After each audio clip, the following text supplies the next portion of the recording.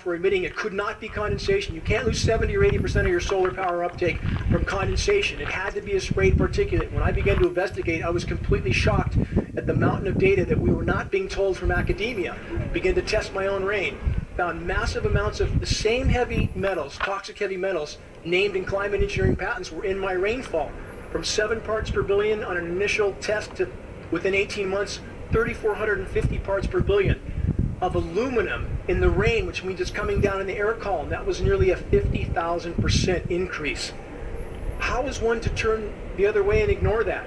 Massive amounts of aluminum raining down through the air column. Every test I took, it got worse. We live on the West Coast, no industry. CARB Air Studies, California Air Resources Board made clear it could not have been coming from China. Again, matches climate engineering patents exactly. I had to face the fact that climate engineering was real and ongoing, and there's nozzles. For those who question this issue, how much proof do we need? We have commercial carriers, even with nozzles on the aircraft. We don't believe commercial pilots are involved or commercial personnel. These systems are automated. They're even on commercial carriers. There's military tankers too, but why would they need nozzles aimed into the exhaust jet stream? Because they're spraying.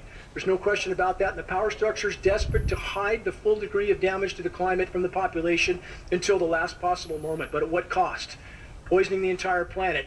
And when we add this to vaccinations and fluoridated water, at a certain point you can't not conclude that debilitating the population is a part of the program. There's no avoiding that conclusion. In addition to weather warfare, which... Bad boys spraying up there all day. Good girls, good boys. What you gonna do when they're spraying on you? They're spraying on you. What you gonna do when they come for you? For the FEMA camps, planned housing units. Good girls, good boys. What you gonna do when they're spraying on you? Spraying on you. They chalk it all day, they chalk it all night. Clouds in the sky, oh what a fright. Bad boys. Why did you have to act so mean?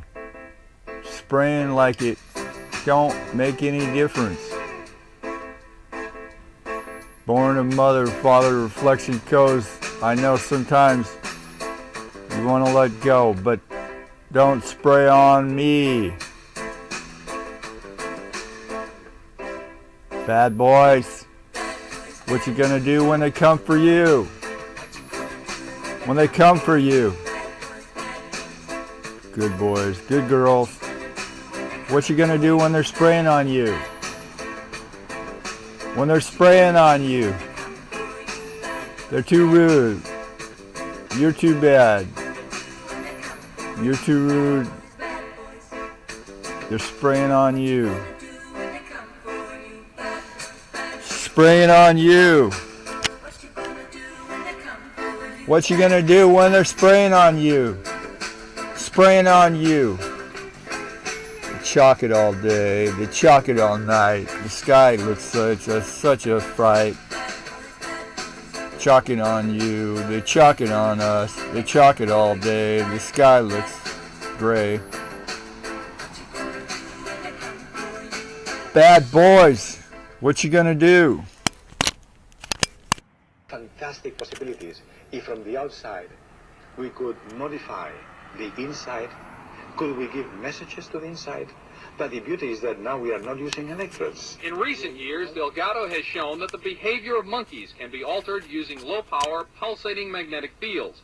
But in these experiments, there were no antenna implants. Any function in the brain, emotions, intellect, personality, well, could be perhaps modified by this non-invasive technology. CNN enlisted the help of noted physicist Dr. Elizabeth Rauscher and electrical engineer Bill Van Weis to build and test an RF mine interference machine from data found in Soviet scientific literature. The machine itself was inexpensive. Emotions, intellect, personality. These experiments, there were no antenna implants. Any function. Next door, it emits a weak magnetic field, pulsed at extremely low frequency. As the subject of the test, I was blindfolded, and my ears were blocked to prevent inadvertent clues as to what was happening. RF device has been used for over 30 years to manipulate the moods of mental patients. It's called a LIDA machine. It radiates pulses of radio frequency energy, as well as light, sound, and heat. The pulse rate is in the extremely low frequency range, between 0 and 100 pulses per second. Dr. Ross Adey is the top researcher at the Veterans Administration Hospital in Loma Linda, California. He has been investigating the effects of the LIDA machine. Now, what do the Soviets use this machine for? Well, they don't use it anymore. We should be very clear that this is a machine which is regarded by them as somewhat obsolete technologically. This scientist, who did not want his identity revealed, is employed by the U.S. government and has done secret RF weapons research. He believes that tests done with the LIDA and similar machines prove that humans are susceptible to remote alterations of mood and awareness. Certain kinds of weak electromagnetic signals work exactly like drugs. And so the promise is that anything you can do with drugs, you could do with the right electromagnetic signals. Apparently, there are specific sites involved, specific functions involved. It's a matter of matching up, just like it is with a pill or a drug, to cause and effect. You could have a cause and effect relationship between a magnetic field and a biological function. Broadcast by a number of high-powered radio transmitters operating deep in the Soviet Union since July 4, 1976. Woodpecker.